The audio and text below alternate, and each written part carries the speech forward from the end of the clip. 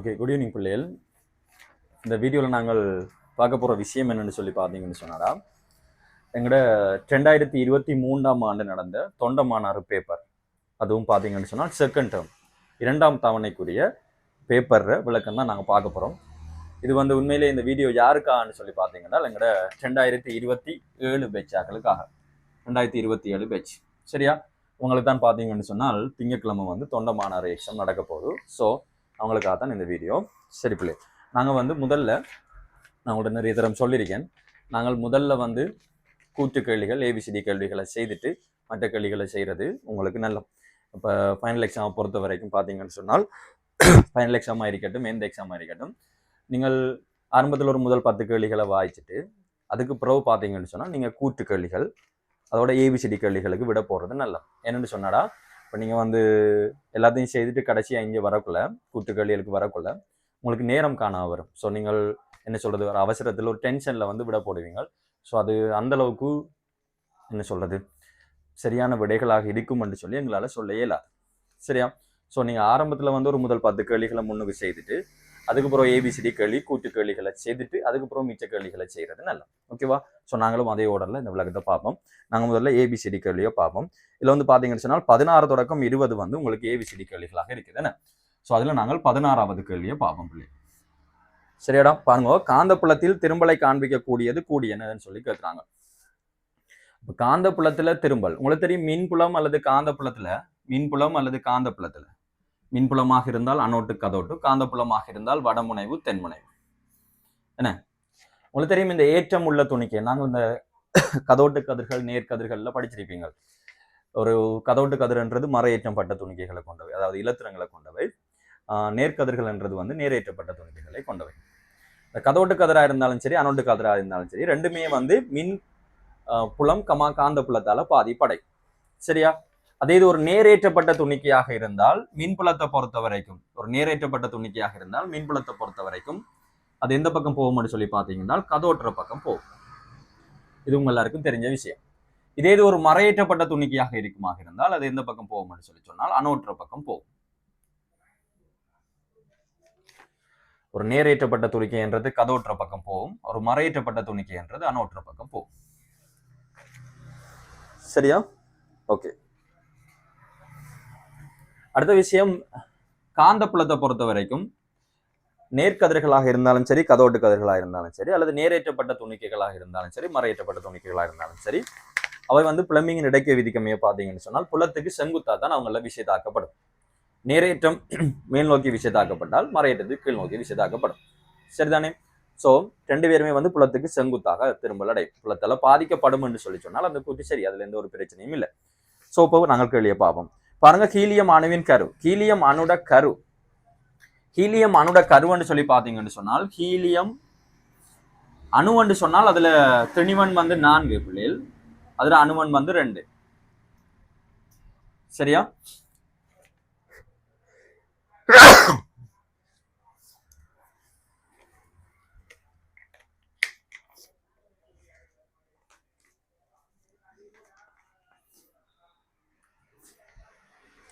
Okay, சரியா. நீங்க கவனிங்க, நாங்கள் அணுவன்னு சொல்லி பார்க்கக்குள்ள ஹீலியம் அணுவன்னு சொல்லி பார்த்தீங்கன்னு சொன்னால் இதுல காணப்படுகின்ற புரோத்தன்கள் எண்ணிக்கை, நியூத்ரன்கள் எண்ணிக்கை, இலத்திரன்கள் எண்ணிக்கை உங்களுக்கு தெரிஞ்சிருக்கும். இருக்கிற புரோத்தன்கள் எண்ணிக்கை பார்த்தீங்கன்னா அணுவனுக்கு சமனா இருக்கும் 2. இதுல இருக்கிற நியூத்ரன்கள் எண்ணிக்கை, திணிவன் என்றது புரோத்தன் சக நியூத்ரன். ஸோ நியூத்ரன்கள் எண்ணிக்கை 2. ஆனால் இலத்திரன்கள் எண்ணிக்கை ஒரு நடுநிலையான அணுவில் பார்த்தீங்கன்னு சொன்னால் இலத்திரன்கள் எண்ணிக்கை புரோத்தன்கள் எண்ணிக்கைக்கு சமன். ஸோ இதுல இலத்திரன்கள் எண்ணிக்கை 2. அப்ப பாத்தீங்கன்னு சொன்னால் இதுல நேரேற்றத்துக்கு பொறுப்பானால் பிளஸ், அதாவது புரோத்தன்கள், மறையேற்றத்துக்கு பொறுப்பானால் ஆறுன்னு சொல்லி பாத்தீங்கன்னு சொன்னால் இலத்திரன்கள் சரியோ. அப்ப இதுல இருக்கிற புரோத்தன்கள் எண்ணிக்கையும் இலத்திரன்கள் எண்ணிக்கையும் சமனாக காணப்படுறதால இவர்ல விளைவுல எந்த ஒரு ஏற்றமும் இல்லை. ஸோ ஒரு நடுநிலையான அணுவை நீங்கள் புலத்துக்குள்ளால் அனுப்பினால் மீன் புலமாக இருக்கட்டும் காந்த புலமாக இருக்கட்டும் எந்த ஒரு திரும்பலும் வராது. ஸோ உங்களுக்கு ஹீலியம் என்று சொல்லியிருந்தால் அந்த கூட்டுப்பிள்ளை. ஆனால் இவங்க சொன்னது ஹீலியம் 2+, ஹீலியம் கரு என்றெல்லாம் சொல்றாங்க, ஹீலியம் அணுவின் கரு. அப்ப ஹீலியம் கருவண்டு பாத்தீங்கன்னு சொன்னால் எங்களோட ஹீலியம் கரு உண்மையில எதுக்கு ஒப்பானதுன்னு சொல்லி பாத்தீங்கன்னு சொன்னால் எங்களோட மின்காந்த எங்களோட கருத்தொழிற்பாடுல நீங்க படிச்சிருப்பீங்க. என்ன கதிர்கள் அல்பா கதிர்களுக்கு ஒப்பானதாக இருக்கும், அல்பா கதிர்களுக்கு ஒப்பானதாக இருக்கும். இந்த அல்பா கதிர்களை கொண்டு போய் நாங்கள் ஹீலியம் கருவுக்கு தான் நாங்கள் என்ன செய்வோம், ஒப்புமை செய்வோம். என்ன ஹீலியம் கருவுக்கு நாங்கள் ஒப்புமை செய்கிறோம் நாங்கள். ஓகே, ஸோ இந்த இடத்துல பார்த்தீங்கன்னு சொன்னால் இப்போ இலத்திரன் வந்து அகற்றப்பட்டது. ஹீலியம் 2+ சொன்னால் இந்த இடத்துல இலத்திரன் இல்லடா. அப்போ இலத்திரனை தூக்கினால் இப்போ உங்களுக்கு விளைவில் அடிக்கிற 2+. இப்போ இது ஒரு நேரேற்றம் பெற்றால் அப்போ இதை எந்த பக்கம் போகும்? மறையேற்றத்திற பக்கம் போகும். நீங்கள் காந்தப்புலத்துக்குள்ள அனுப்புக்குள்ள என்ன செய்யும்? புலத்துக்கு செங்குத்தாக திரும்ப அடையும். ஸோ வந்து பார்த்தீங்கன்னா ஏ வந்து பாதிப்படையும், திரும்பல காட்டும். அடுத்து வேகமாக அசையும் புரோத்தனங்கள்ன்றது நேரேற்றம். ஸோ அதுவும் வந்து பாதிப்படையும், அதாவது அதில் பாதை வந்து பாதிப்படையும் அல்லது திரும்பும். அடுத்த நியூட்ரன்கள் வந்து ஏற்றமற்றது. ஸோ பாதிப்படையாது. அதே மாதிரி எக்ஸ் கதிர்கள், இந்த எக்ஸ் கதிர் gamma rays, X rays, gamma rays, சரி அப்படி இதெல்லாம் வந்து பார்த்தீங்கன்னு சொன்னால் மின்காந்த கதிர்ப்புகள், எலக்ட்ரோ மேக்னட்டிவ் ரேடியேஷன் சொல்லுவோம். இந்த மின்காந்த கதிர்ப்புகளை பொறுத்த வரைக்கும் இப்போ காமா ரேஸ் எடுத்துக்கொண்டீங்கன்னா அதுக்கு ஏற்றவும் இல்லை, திணிவும் இல்லை. இவங்க மின்புலத்துக்கும் காந்த புலத்துக்கும் செங்குத்தாக உருவாக்கப்படுறார்கள். இவங்க மின்புலத்தாலேயோ காந்த புலத்தாலேயோ இவங்களோட பாதையில வந்து எந்த ஒரு மாற்றமும் வராது. மின்காந்த கதிர்ப்புகள் மின்புலம் காந்த புலத்தால பாதிப்படையாதுன்னு சொல்லி நீங்க ஓஎல்லே படிச்ச விஷயம். சரியா? ஓகே, அப்ப நாங்கள் இதுக்கு என்ன விடை போடலாம்? ஏபி சரி முதலாவது விடைக்கு போகலாம். 16வது கேள்வியை பொறுத்த வரைக்கும் தான் நீங்கள் ஏபி சரி முதலாவது விடைக்கு போகலாம். ஓகேவா? சரி, நோட் பண்ண வேமா, நோட் பண்ணிக்கொள்ளுங்க.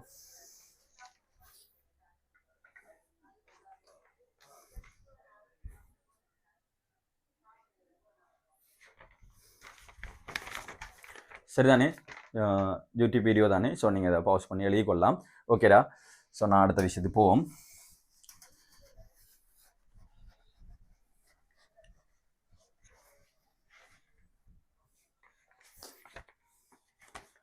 அடுத்து 17வது கேள்வியை பாவமடா. 17 பாருங்க. 17வது கேள்வி, பின்வருவற்றுள் சரி இயல்பாக கருதப்படக்கூடியது எது அல்லது அவை? இந்த விஷயம் பார்த்தீங்கன்னு சொன்னால் நாங்கள் எங்களோட பிள்ளைகளை பொறுத்த வரைக்கும் நாங்கள் வந்து கால்குலேஷன்லையும் படித்த நாங்கள், அதோட எனர்ஜெட்டிக்லையும் படிக்கிறோம் நாங்கள், அதோட இரசாயன சமன்லையும் திரும்ப படிப்போம். இது வந்து நாங்கள் 3 இடத்துல படிக்கிறோம் நாங்கள். இது அவ்வளோ பெரிய ஒரு விஷயம் இல்லை. நான் கொஞ்சம் சில பேருக்கு இது கொஞ்சம் குழம்பக்கூடிய ஒரு விஷயம். சரியா? பெருமளவான ஆட்களுக்கு தெளிவாக விளங்கும், சில பேருக்கு கொஞ்சம் விளங்குறது கஷ்டம். பரவாயில்ல, இங்கே கவனிங்க. சரி இயல்புன்னு சொல்லி சொன்னா என்ன, வெறி இயல்புன்னு சொல்லி சொன்னா என்னன்னு உங்களுக்கு தெரிஞ்சிருக்கணும்.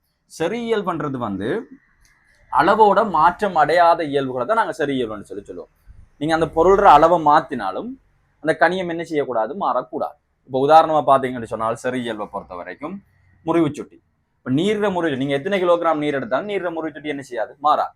நீங்க எத்தனை கிலோகிராம் நீர் எடுத்தாலும் நீர் தன்பப்ப கொள்ளலும், நாங்க எஸ் அல்லது சி என்று பாவிப்பீங்க. தன்பப்ப கொள்ளலும் என்ன செய்யாது? மாறாது. ஆனா வெப்ப கொள்ளலோ மாறும், தெளிவு மாற மாற வெப்ப கொள்ளலோ மாறும். ஆனா தன்பப்ப கொள்ளல்ன்றது 1 கிலோகிராம் கிடைக்கிறது. அதே மாதிரி மூலர் கனவளவு. மூலர் கனவளவுன்னு சொன்னா என்ன? மூலர் கனவுண்டா என்ன? ஒரு மூலுக்குரிய கனவளவு. நீங்க எத்தனை கிராம் ஐதரசன் வாயு எடுத்தாலும் சரி, எவ்வளவு வாயு எடுத்தாலும் சரி, மூலர் கனவளவுன்றது எஸ்டிபி நிபந்தனையில 22.4 தான். மூலர் கனவளவுன்றது எஸ்டிபியில் எவ்வளவு வெப்பன்? 22.4 தான்டா. 22.4 டெசிமீட்டர் கணம் தான். சரியும்? அதே மாதிரி பாத்தீங்கன்னு சொன்னால் உங்களோட மூலர் திணிவு, ஒரு மூலுக்குரிய திணிவு. நீங்க எத்தனை கிராம் கார்பன் எடுங்க, அவரோட மூலர் திணிவு என்ன? 12 தான். விளங்குதா? எத்தனை கிராம் மெக்னீசியம் எடுங்க, மூலர் திணிவு என்ன? 24 தான். எத்தனை கிராம் நைட்ரஜன் எடுத்தாலும் அதுல மூலர் திணிவுன்றது ஒரு மூலுக்குரிய திணிவு. ஸோ மூலர் திணிவு கிராம் மூல் -1 சொல்லுவோம். மூலர் திணிவு என்ன செய்யாது? மாறுபடாது. ஓகே, இப்படி நீங்கள் நிறைய விஷயங்கள் நோட்டில் எழுதிருப்பீங்களா, எடுத்து பார்த்துக்கணும். ஓகேவா?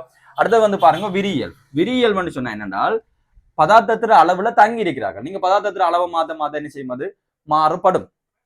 அதோட இந்த இடத்துல பாத்தீங்கன்னா வெப்பநிலையும் சரி இயல்புக்குள்ள வரும். வெப்பநிலையும் சரி இயல்புக்குள்ள வரும். சரியா? இப்ப நீங்கள் ஒரு 25 பாசில 1 கிலோகிராம் தண்ணி எடுத்து வைக்கிறீங்க. அது வெப்பநிலை எவ்வளவு சொல்லுங்க? 25 பாசியா. நீங்க 5 கிலோகிராம் தண்ணி எடுத்தாலும் அது வெப்பநிலை எவ்வளவு? 25 பாசியா தான் இருக்கும். சரிதானே? ஸோ வெப்பநிலை என்றது வந்து என்ன செய்யாது? மாறாது. ஆனா அது கொண்டிருக்கிற வெப்பத்திற அளவு வந்து என்ன செய்யும்? மாறுபடும். வெப்ப கொள்ளளவு வந்து மாறுபடும். நீங்க தெளிவா மாத்த மாட்டீங்க. சரியா? ஓகே. அடுத்து வந்து பாத்தீங்கன்னு சொன்னால் விரியல் பண்றது வந்து அளவோட மாறக்கூடிய இயல்புகள். இப்ப திணிவு, நீங்கள் பதார்த்தத்தை சேர்க்க என்ன செய்யும்? திணிவு வந்து கூடிக்கொண்டு போகும். திணிவு வந்து அளவோட என்ன செய்யும்டா? மாறுபடும். ஓகே, அதே மாதிரி கனவளவு என்ன செய்யும்? மாறுபடும்.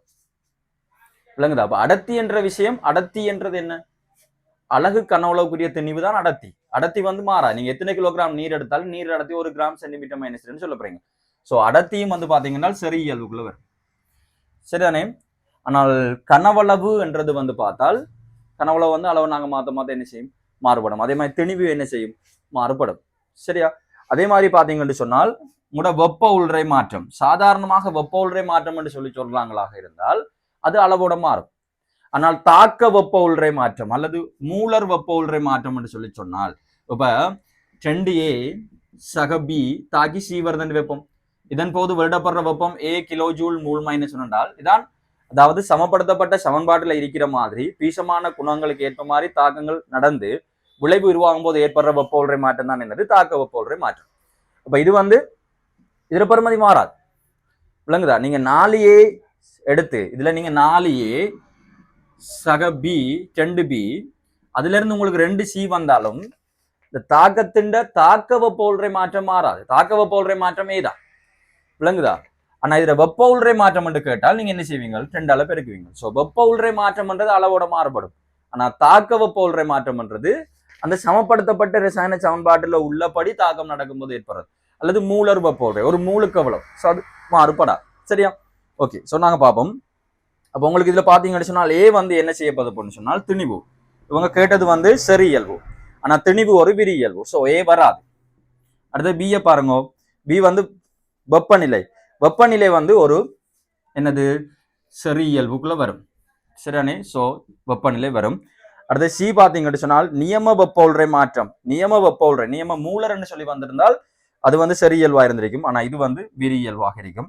அடுத்து D பாத்தீங்கன்னு சொன்னால் மூலர் கனவளவு.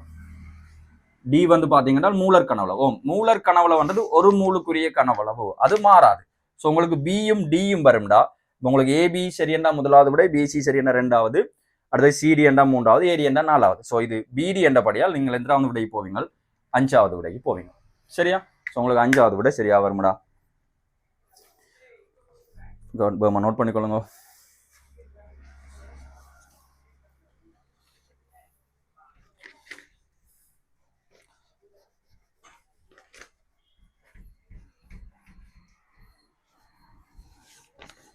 ஓகே, நாங்கள் அடுத்த கேள்விக்கு போவோம்.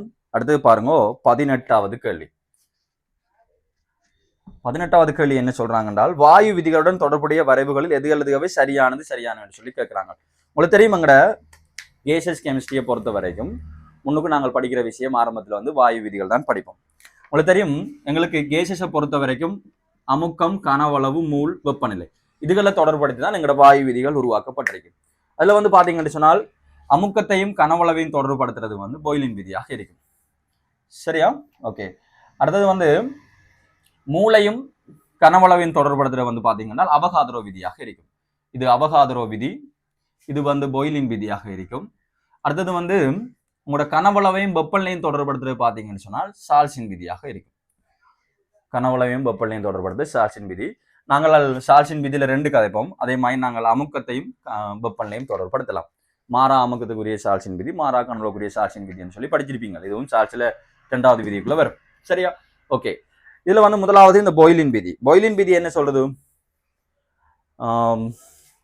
பாய்லின் விதி பாத்தீங்கன்னு சொன்னால் அமுக்கம் கனவளவுக்கு நேர்மாறு வீத சமன். இப்ப மாறா வெப்பநிலையில ஒரு குறித்த திணிவுடைய வாயுக்கு மாறா வெப்பநிலையில அதுல அமுக்கம் கனவளவுக்கு நேர்மாறு வீத சமன். சோ நீங்கள் அமுக்கத்துக்கும் கனவளவுக்கும் வரைவுக்குறீங்களாக இருந்தால் அது உங்களுக்கு இவ்வாறு வந்திருக்கு. சரியான? ஒரு ஆள் கூட இருக்கக்குள்ள மற்றால் எப்படி இருக்கணும்? குறைவாக இருக்கணும். இவர் மேக்சிமமாக இருந்தால் இவர் மினிமமாக இருக்கணும். சரியானே? அதே இது நீங்கள் ஒண்டிங்கள் வீக்குறீங்களாக இருந்தால் உங்களுக்கு அது y = mx உற்பத்தினூடாக போற நேர்கோடாக இருக்கும். அமுக்கத்திற்கும் ஒண்டிங்கள் வீக்கும் நீங்க கிராஃப் கறீங்கன்றால் அது y = mx உற்பத்தினூடாக போற கிராஃபாக இருக்கும். சரியோ? சோ இதன்படி பாத்தீங்கன்னு சொன்னால் உங்களுக்கு B பிழையா இருக்கு. B பிழை, Cயும் பிழை. ஏன்னு சொன்னால் C உற்பத்தினூடாக போகணும். சோ Bயும் Cயும் வராது. அடுத்து நாங்கள் Aயும் Dயையும் பார்ப்போம். அடுத்து A என்ன சொல்றாங்கன்றால் எங்களோட சால்சின் விதி. சரியா? இது பாய்லின் விதி. அடுத்து சால்சின் விதியை பார்ப்போம்.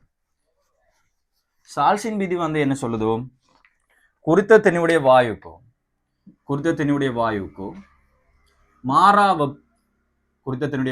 மாறா அமுக்கத்துல அதுல கனவளவு தனி வெப்பநிலைக்கு நேர் சமன். சோ நீங்கள் கனவளவுக்கும் வெப்பநிலைக்கும் கிராஃப் கீர்னீங்களாக இருந்தால் உங்களுக்கு தெரியும், இந்த இடத்துல வெப்பநிலை கெல்வின்ல இருக்கணும். என்ன வெப்பநிலை? கெல்வின் வெப்பநிலையா இருக்கணும். நாங்க தனி வெப்பநிலைன்னு சொல்லுவோம். தனி வெப்பநிலை கீர்னீங்கன்னு சொன்னா உங்களுக்கு y = mx ஆக இருக்கும் கிராஃப். என்றால் நேர்விகித சமன். இது எத்தனை மடங்கால கூடுதோ அதே அளவால கனவளவும் கூடும். இதே இது நீங்கள் செல்சியஸ்ல கீற போறீங்களாக இருந்தால் செல்சியஸ்ல கீற போறீங்க இது உங்களுக்கு 0 கெல்வின். செல்சியஸ்ல கீற போறீங்களாக இருந்தால் உங்களுக்கு எங்க இருந்து தொடங்கணும் -273.15 செல்சியஸ் தான் உங்களுக்கு 0 கெல்வினா இருக்கும். அங்கதான் 0 இருக்கணும். ஸோ இப்படித்தான் வரும். உங்களுக்கு ஒரு வெட்டு துண்டோட வரைவு வரும்.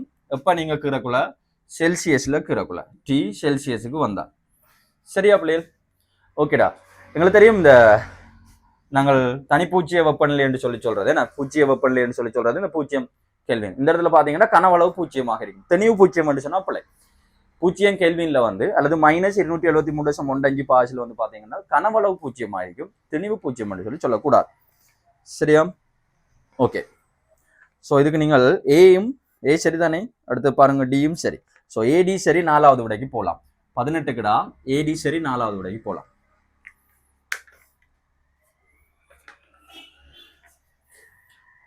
சரியா? ஓகே.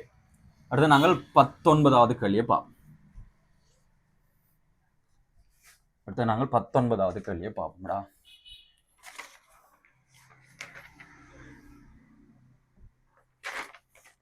பாருங்க 19 என்ன சொல்றா, பின்வரும் வெப்ப ரசாயன செயல்முறைகள் எது அல்லது சரியானவை. இது பாத்தீங்கன்னா எனர்ஜெட்டிக்ல வந்திருக்குது. அதுல வந்து ஒவ்வொரு வெப்ப உறை மாற்றத்திலையும் உண்மையிலேயே இது மறைமுகமா அதுல வரைவிலக்கணத்தை உங்கள்ட்ட கேட்டிருக்காங்க. உங்களுக்கு தெரியுதான்னு சொல்லி பாக்குறாங்க. NaCl சாலக பிரிகை வெப்ப உறை மாற்றம். சாலக பிரிகை வெப்ப உறை மாற்றம் டெல்டா HTட்டா எல் என்று நாங்கள் சோட்டா குறிப்போம். சாலக பிரிகை வெப்ப உறை மாற்றம் சொன்னா என்னென்றால் NaCl திண்மம் ஒரு அயன் சேர்வையில இருந்து நாங்கள் அயன்களை கொண்டு வரணும். அந்த NaCl திண்மத்தை நாங்க உடைச்சி அவங்கள அயன்களா மாற்றணும். ஒரு மூல் திண்மத்தை எத்தனை மூல்? ஒரு மூல். இந்த இடத்துல பாத்தீங்கன்னா தாக்கி வந்து எங்களுக்கு ஒரு மூல் ஆகிக்கணும். ஒரு மூல் திண்மத்தை நாங்க உடைச்சி அயன்களை கொண்டு வரணும். ஆனால் அந்த அயன்கள் எங்களுக்கு கட்டாயம் வாயு நிலை அயன்களாக காணப்படுதல் வேண்டும். சரியா? ஒரு மூல் அயன் சேர்வையை நாங்க உடைச்சி அதுல இருந்து கொண்டு வரணும். என்னது? வாயு நிலை அயன்கள். இதன் போது ஏற்படுகின்ற வெப்ப உறை மாற்றம் தான் எங்களுக்கு சாலக வெப்ப உறைன்னு சொல்லுவோம். ஸோ இங்க மாறி தந்திருக்காங்க நினைக்கிறேன். பாருங்க. ஓகே, மாறி தந்திருக்காங்க. ஸோ வந்து ஏ வந்து பிழை. சரியா? ஏ வந்து பிழை. அடுத்து பிஏ பாருங்க. நைட்ரஜனின் அணுவாதல் வெப்ப உறை மாற்றம். அணுவாதல் வெப்ப உறை மாற்றம் என்று சொன்னால் எங்களுக்கு உறுதியான நிலை மூலகங்கள்ல இருந்து நாங்கள் ஒரு மூல் வாயு நிலை அணுவை கொண்டு வரணும். ஸோ உங்களுக்கு ஒரு மூல் நைட்ரஜன் வரணும். அதுல உறுதியான நிலையில இருந்து உறுதியான நிலை என்ன? N2. இயற்கையில என்ன வடிவத்தில் இருக்கும்? வாயு நிலையில இருக்கும். சரியா? அப்போ ஒரு மூல் N2ல இருந்து ஒரு மூல் N வரணும். எங்க இருந்து? அவர் உறுதியான நிலையில இருந்து. அப்ப இவர் ஒரு மூல் உங்களுக்கு வரணுமாக இருந்தால், இதுல ஒரு மூல் உங்களுக்கு வரணுமாக இருந்தால் இவர் எவ்வளவா இருந்திருக்கணும்? அரைவாசியா இருந்திருக்கணும். ஸோ பி சரியா பிள்ளையா பாருங்க. அதுல என்ன போட்டிருக்காங்க? N2ல இருந்து 10N வருதுன்னு சொல்லி போட்டிருக்காங்க. ஸோ அது வந்து பிழை. சரியா? ஸோ உங்களுக்கு ஏயும் பிழை, பியும் பிழை. உங்களுக்கு ஏயும் பிழையடா, பியும் பிழை. சரியோ? ஓகே. அடுத்து நாங்கள் சியை பார்ப்போம். அடுத்து சியை பாருங்க. கல்சியத்தின் அணுவாதல் வெப்ப உறை மாற்றம். கல்சியத்திர அணுவாதல் வெப்ப உறை மாற்றம் என்றது கல்சியம் திண்மத்திலிருந்து கல்சியம் வாயு வாரம்னு சொல்லி தந்திருக்காங்க. இது சரியா பிள்ளையா? என்ன சொன்ன அணுவாதல் என்றா என்ன சொன்ன நான்? என்ன அணுவாதல் என்றால் அணுவாதல் வெப்ப உறை மாற்றம் என்றால் ஒரு மூல் வாயு வரணும். ஒரு மூல் வாயு நிலை அணு வரணும். எங்க இருந்து? அதுல சுயாதீன உறுதியான நிலையிலிருந்து வரணும். இப்ப கல்சியத்துல சுயாதீன உறுதியான நிலை என்ன? இயற்கையில் என்ன வடிவத்தில் இருக்கும்? கல்சியம் திண்மம். ஸோ திண்மத்திலிருந்து கல்சியம் வாயு வரணும். ஸோ எங்களுக்கு அது சரி, சி சரி. ஓகேவா? அடுத்தது பாப்போம். நாங்கள் டிக்கு போவோம். டி பாருங்க. I2வின் பிணைப்பு பிரிகை வெப்ப உறை மாற்றம். பிணைப்பு பிரிகை வெப்ப உறை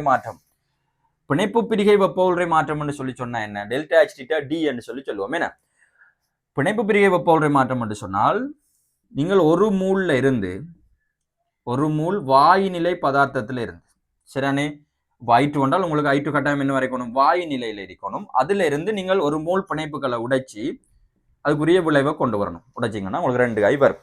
ஸோ இந்த இடத்துல I2 வாயுவில இருந்து 2 கை வந்திருக்கணும். இந்த இடத்துல அவங்க I2 திண்மம் என்று சொல்லி போட்டிருக்காங்க.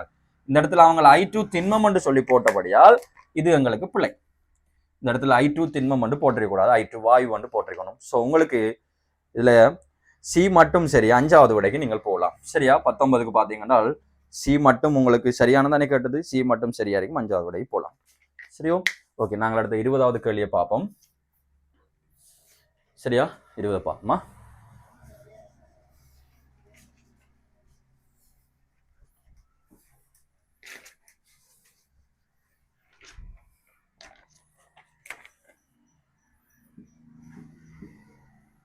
20வது பாருங்க, அதுவும் வந்து ABCD. அதில் A வந்து sp2s3 ஆம். இது நீங்கள் இன்ஆர்கானிக் கெமிஸ்ட்ரிக்குள்ள வரும். அநேகமான நாட்கள் இன்ஆர்கானிக் படிச்சிருப்பீங்கன்னு நினைக்கிறேன்.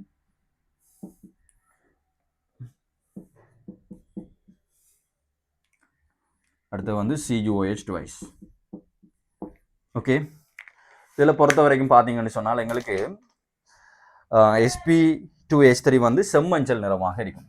sp2s3 வந்து எங்களுக்கு செம்மஞ்சள் நிறமடா. CDS வந்து மஞ்சள், சரியா? PbI2 வந்து பார்த்தீங்கன்னா இதுவும் வந்து மென் மஞ்சள் அல்லது நாங்கள் மஞ்சள்னு சொல்லலாம். எங்களுக்கு CuOH twice செப்புட அநேகமான சேர்வைகள் வந்து நீளமாக இருக்கும். இது ஒரு மென் நீளம் அல்லது நீல நிறம்னு சொல்லிக்கொள்ளலாம். சரியா? ஸோ உங்கள்கிட்ட கேட்டது மஞ்சள் நிற சேர்வை தானே கேட்டவங்க. ஸோ பியும் சியும் சரியா வரும். ஸோ நீங்கள் 2வது விடைக்கு போகலாம். சரியா? ஓகே, நான் உங்களுக்கு அடுத்த கூட்டுக்களி அடுத்த வீடியோவில் போடுறேன். இதை வந்து நான் தனியாக ஒரு வீடியோவாக போடுறேன். மொத்தமாக போகல உங்களுக்கு கொஞ்சம் தொடர்ந்து பார்க்குறது கஷ்டம் தானே. ஸோ இதை மட்டும் தனியாக ஒரு வீடியோவாக போடுவோமா?